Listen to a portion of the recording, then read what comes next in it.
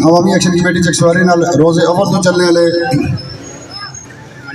जिसम पेशा शुबा इन्होंने कमज़ोर है, लेकिन अल्हम्दुलिल्लाह इन्होंने हिम्मत कई पहलवानों तो ज़्यादा है।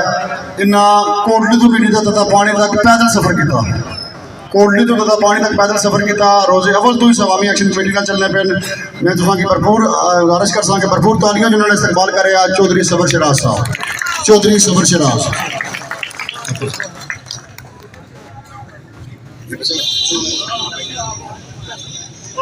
बिस्मिल्लाहिर्रहमानिर्रहीम। अस्सलातु वस्सलामु अलैका या सय्यदी या रसूलल्लाह व अला आलिहि व सहबिहि या सय्यदी या हबीबल्लाह। अस्सलाम वालेकुम बुजुर्गों, भाइयों, दोस्तों, मैं बंदना चीज चौधरी सफर शराज। मैं सिर्फ सोलत जाना जेड़े आखने सा कि 29 तरीक दा ठीक है खाली खिताब करते हैं का ख्याल किया।